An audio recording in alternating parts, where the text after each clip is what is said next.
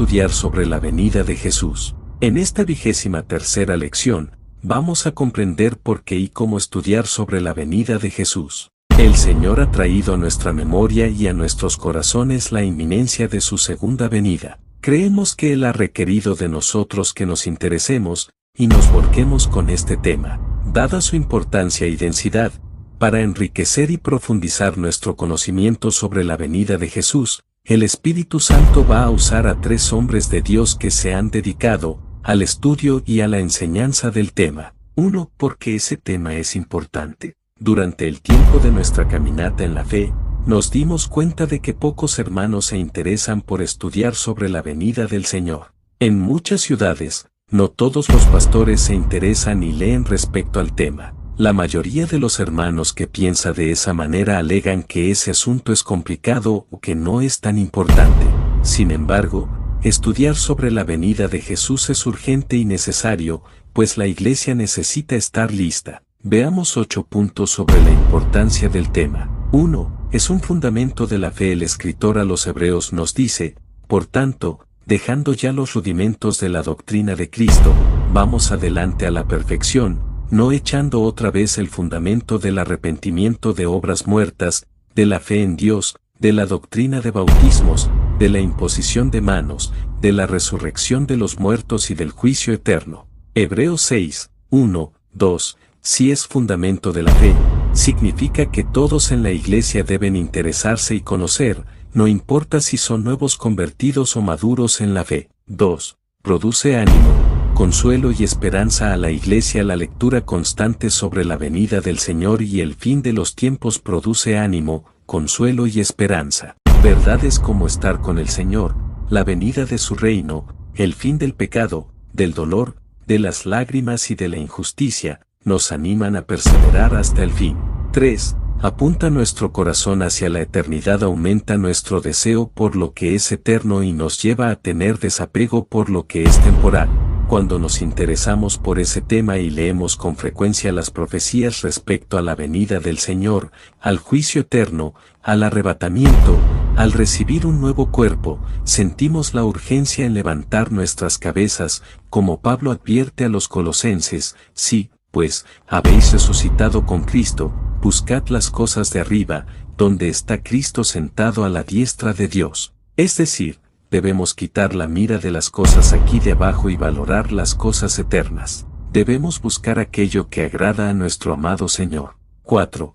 Presenta un aspecto importantísimo de la persona de Cristo, un aspecto central, pero poco conocido y poco proclamado de la persona de Jesús. Se refiere al Jesús que viene, el varón que Dios estableció para juzgar al mundo, el Mesías que viene a establecer su reino de justicia. El mundo y, muchas veces, la propia Iglesia tienen una visión incompleta de Jesús. Muchos ven a Jesús como el bebé que nació en Belén, frágil y pobre, representado en Navidad.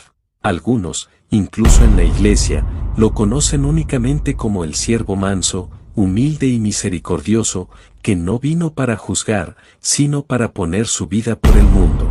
No conocen la gloria de la primera venida del Señor, tampoco la que hay en la segunda. Se fijan en una parte de la verdad. Si miramos al Jesús glorificado que Juan nos presenta en Apocalipsis 1, nos quedaremos impactados. Algunos ni siquiera pueden imaginarlo. Y en medio de los 7 candeleros, a uno semejante al Hijo del Hombre, vestido de una ropa que llegaba hasta los pies, y ceñido por el pecho con un cinto de oro. Su cabeza y sus cabellos eran blancos como blanca lana, como nieve, sus ojos como llama de fuego, y sus pies semejantes al bronce bruñido, refulgente como en un horno, y su voz como estruendo de muchas aguas. Tenía en su diestra 7 estrellas, de su boca salía una espada aguda de 2 filos, y su rostro era como el sol cuando resplandece en su fuerza. Apocalipsis 1, 13, 16. No es sin motivo que Juan, cuando le vio, cayó como muerto a sus pies. Y si miramos al Jesús que Juan describe en Apocalipsis 19, que viene para herir a las naciones y regirlas con cetro de hierro y, personalmente, pisar el lague del vino del furor y de la ira de Dios, pocos pueden ver y conocer ese aspecto de Cristo. Sin embargo, es el mismo Jesús, manso, humilde y misericordioso, el Cordero que fue muerto por nuestros pecados es, también, el León de Judá que venció y vendrá para juzgar el mundo y destruir sus enemigos. Él es el varón que el Padre estableció para juzgar el mundo. El mismo que puso su vida por el mundo es el que ejecutará el juicio y condenará a los injustos al castigo eterno. Ese es un aspecto de Jesús que necesitamos conocer y anunciar.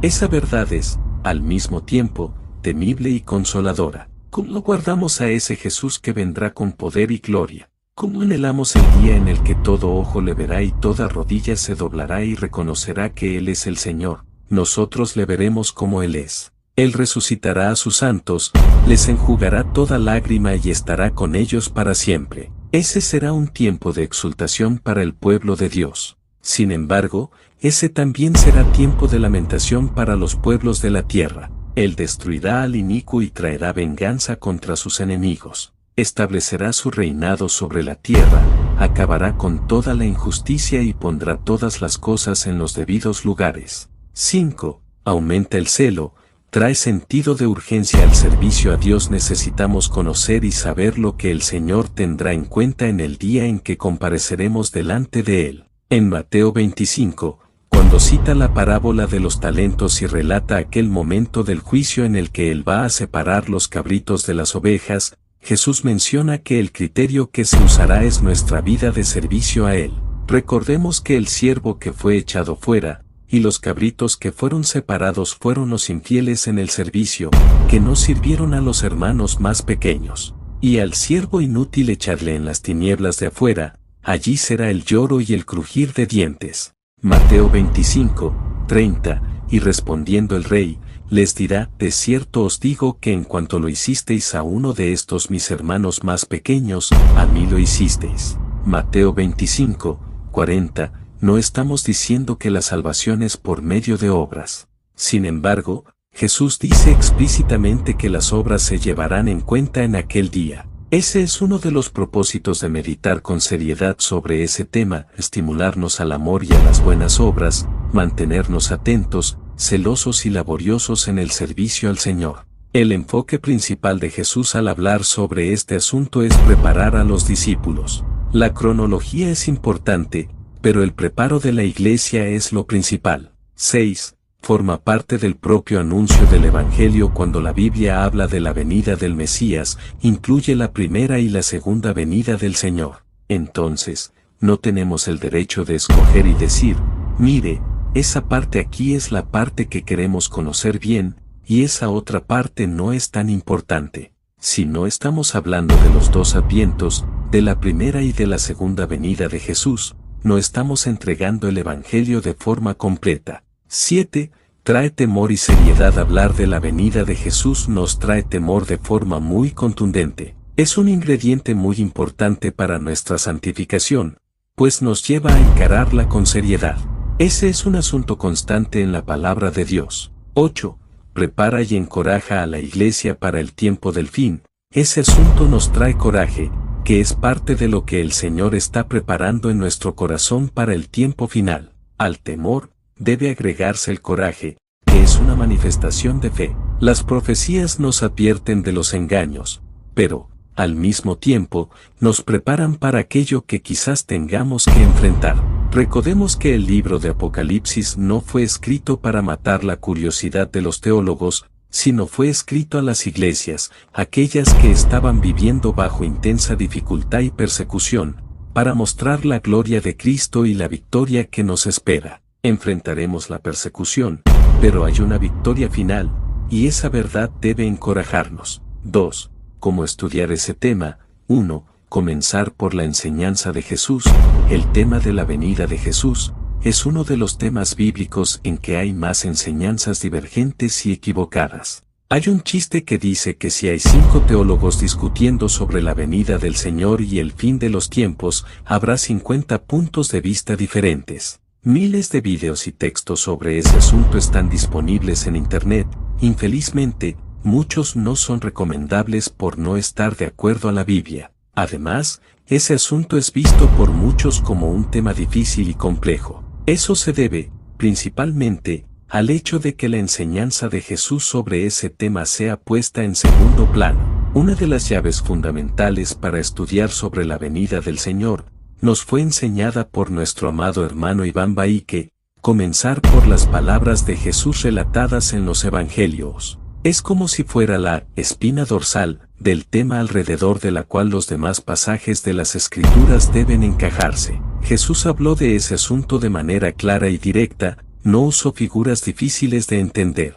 Al responder a sus discípulos sobre su venida, Él da una cronología y anuncia de forma directa los principales acontecimientos que ocurrirán hasta su venida, advirtiendo y preparando a los discípulos para aquellos días. Muchos de los errores encontrados en el medio de la Iglesia se deben al hecho de la enseñanza de Jesús haber sido puesta en segundo plano, mientras se busca informaciones en textos con muchas figuras y símbolos, que exigen muchas interpretaciones y especulaciones. Sin la enseñanza de Jesús como base, muchos desvíos y errores podrán ocurrir. Para ilustrarlo, pensemos en el tema de la venida de Jesús como un rompecabezas que queremos armar. La enseñanza de Jesús sería la figura que nos da la visión completa de lo que vamos a armar, funciona como referencia. Parte de la enseñanza teológica moderna sobre la venida de Jesús surgió en los 2 últimos siglos, cometiendo el grave error de poner la enseñanza de Jesús en segundo plano.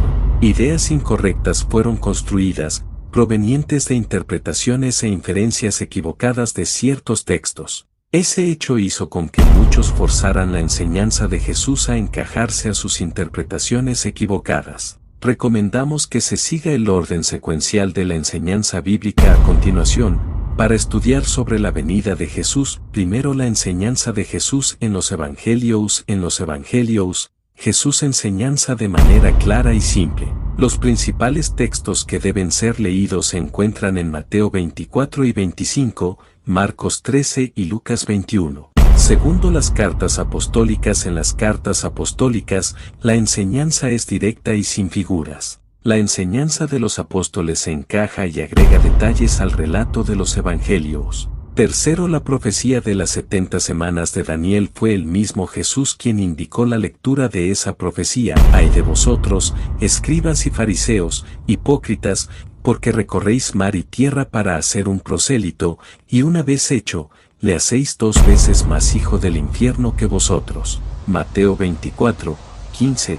Por lo tanto, es importante comprender su significado e insertarla en el contexto de la enseñanza de Jesús. Cuarto, el libro de Apocalipsis. Recomendamos la lectura de todo el libro de Apocalipsis para familiarizarse con el relato y compararlo con las palabras de Jesús, sin preocuparse por la interpretación de las figuras. Quinto, las profecías del Antiguo Testamento. Las profecías sobre la venida del Mesías son abundantes y preciosas. El Señor quiere avivar este tema entre nosotros y volverlo accesible a todos. Por ser un fundamento, este no puede ser un tema apenas de doctores y expertos. Jesús presentó este asunto de forma simple, y creemos que debe ser comprensible a todos los discípulos, desde el que se convirtió primero hasta el último en convertirse, desde el más anciano hasta el más joven. Queremos que todos los hermanos sean tomados de alegría, ánimo y consuelo que vienen de la revelación de este aspecto de la verdad de Cristo. Este debe volverse un asunto abundante en nuestras charlas, oraciones, cánticos y proclamación. 2. Usar las Escrituras correctamente. Algunas reglas de interpretación del texto sagrado o de cualquier otro texto son importantes y debemos aplicarlas para no perdernos en el medio del camino. Vamos a citarlas aquí. 1. Texto en su contexto. Es muy fácil equivocarnos con la Biblia cuando leemos un texto fuera de su contexto. Como ejemplo podemos citar un error que nosotros mismos cometimos. Cuando se hablaba de las señales de la venida del Señor y se citaba Daniel 12, 4, creíamos que el conocimiento que se multiplicaría era el conocimiento de la ciencia. Vamos al texto. Los entendidos brillarán como el resplandor del firmamento, y los que guiaron a muchos a la justicia, como las estrellas, por siempre jamás. Pero tú, Daniel, guarda en secreto estas palabras y sella el libro hasta el tiempo del fin. Muchos correrán de aquí para allá, y el conocimiento aumentará. Daniel 12, 3, 4. El texto dice que el entendimiento no estaría disponible. Él quedaría cerrado hasta el tiempo del fin. Mientras más cerca del fin, más tendrían entendimiento. El conocimiento que se multiplicará es el conocimiento de las profecías, porque, en el tiempo del fin, el libro será abierto y muchos lo van a escudriñar. Ese es un ejemplo de cómo la gente puede perder la verdad por sacar un texto de su contexto. Un factor importante a considerarse es que la Biblia no fue escrita en capítulos y versículos. Si no percibimos eso, podremos confundirnos. Vamos a ejemplificar. Es común leer Primera de Tesalonicenses 4, desde el versículo 13 hasta el 18, y creer que allí se encierra el asunto sobre el arrebatamiento. Sin embargo, en el capítulo 5, los versículos 1 al 11 dan secuencia al tema, pero convenimos en parar en el capítulo 4. Si prestamos atención y nos desprendemos del versiculismo, separación de la Biblia por versículos, veremos que Pablo habla del arrebatamiento en los capítulos 4 y 5. Para no olvidar, la mejor explicación para el texto que se lee debe ser buscada en el contexto. 2. Comenzar por el básico. Necesitamos comenzar por el básico, por lo que Jesús habló y está claro. Esa es una regla importante de interpretación de las Escrituras, para nosotros. 3. No espiritualizar demasiado. Muchas personas toman un texto y dicen, eso aquí significa, y encuentran otro significado que no está en el texto, a través de aquello a que nosotros llamamos espiritualización. Veamos, como ejemplo, el mal uso de 2 de Tesalonicenses 2, 4, al ser leído sin el versículo 3. 3. Que nadie os engañe en ninguna manera, porque no vendrá sin que primero venga la apostasía y sea revelado el hombre de pecado, el hijo de perdición. 4. El cual se opone y se exalta sobre todo lo que se llama Dios o es objeto de culto, de manera que se sienta en el templo de Dios, presentándose como si fuera Dios. 2 de Tesalonicenses 2, 3, 4. Algunos espiritualizan el texto y dicen que ese templo de Dios es nuestro corazón, y que el diablo quiere ocuparlo. Esa interpretación equivocada niega las profecías que muestran que el templo va a ser reconstruido en Jerusalén, que los sacrificios van a volver a ser practicados por los judíos, que ese templo, después, va a ser invadido. Hay profecías en el Antiguo Testamento acerca de eso, y Pablo profetiza aquí una vez más sobre eso. En esos términos, si el versículo 4 es leído de manera aislada, podemos caer en el equívoco de la espiritualización, pero, cuando leído dentro del contexto del versículo 3, percibimos que se trata de algo literal, de un hombre de carne y hueso. Pablo no estaría hablando del diablo porque su actuación ya existía. Pablo se refiere al futuro, dice que, antes de la venida del Señor, vendrá el hombre de pecado, habla de la encarnación, por así decirlo, de ese hombre que va a ser poseído por el diablo, que es conocido como la bestia, anticristo o hombre de pecado. 4. Limitarse a lo que está escrito. Existe una tendencia de especular mucho la Biblia. Cuando se trata de escatología, hay una exacerbación de interpretaciones, entre ellas, las más esquebrouces y distantes de aquello que la palabra de Dios anuncia. Necesitamos huir de esa práctica, fijándonos al texto bíblico. Hubo un tiempo en el que surgieron unos especuladores diciendo que necesitábamos calcular el número de la bestia, porque allá en Apocalipsis está escrito así, aquí hay sabiduría. El que tiene entendimiento, cuente el número de la bestia, pues es número de hombre, y su número es 666. Apocalipsis 13, 18. Y decían, ¿viste? La Biblia está mandando contar. Nadie sabe el número de la bestia, necesitamos contarlo. No se daban cuenta de que se trataba de un formato de lenguaje típicamente hebraico, porque el texto dice, cuente el número de la bestia, y después dice, y su número es 666. 5. Dedicarse a leer y a orar. El mejor camino es leer la palabra de Dios y orar, pidiendo revelación. Un buen método es volcarse con la lectura de Apocalipsis y de profetas como Daniel, Isaías, Ezequiel, Jeremías y muchos otros que mencionan la venida de Jesús. El secreto está en leer y no en querer entender. Con el tiempo, el Señor nos traerá la claridad necesaria. Llave importante, la lectura y la oración traen revelación. El tema sobre la venida del Señor es tan importante que el único libro de la Biblia que pide para ser leído es el de Apocalipsis. También advierte que sus palabras no se queden escondidas o mantenidas en silencio. 1. Doctrina de las cosas que deben ocurrir en el fin del mundo. Veamos lo que está escrito: bienaventurado el que lee, y los que oyen las palabras de esta profecía, y guardan las cosas en ella escritas, porque el tiempo está cerca.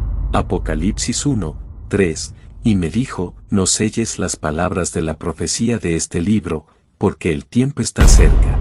Apocalipsis 22, 10. Observemos que no está dicho que debemos entender, sino leer, oír y guardar. Estudiar ese tema se volvió muy complicado para muchos a causa de un sinfín de teorías y de especulaciones que surgieron y aún surgen y producen desánimo. Sin embargo, si vaciamos nuestra mente de las teorías ya recibidas y leemos la palabra del Señor repetidas veces, vamos a notar que es más simple de lo que pensamos. No querer leer o enterarse de ese asunto sería más o menos como una novia que no quiere saber dónde será su casamiento, qué vestido usará, quiénes serán sus padrinos. Apocalipsis habla de un casamiento, de la novia con el novio, de la iglesia con el Cordero. Estamos muy cerca del fin de los tiempos, y el Señor nos dejó las profecías como alerta, advertencia y ánimo para que nadie sea tomado por sorpresa. Amós advierte que el Señor no hará ninguna cosa sin antes revelar a sus siervos,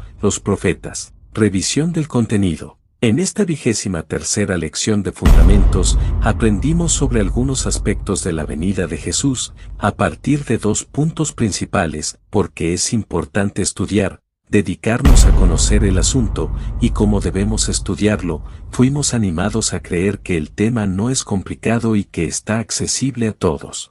Se trata de uno de los fundamentos de nuestra fe, y debemos estimularnos mutuamente a aprender y enseñar sobre la venida de nuestro Señor. Considere atentamente. 1. ¿Usted sabía que el tema de la venida del Señor es un fundamento de la fe? 2. ¿Se siente bien fundamentado en ese asunto? ¿Tiene buena visión del Jesús que volverá pronto y ama su venida? 3. ¿Ese tema está presente en las meditaciones y charlas de su día a día?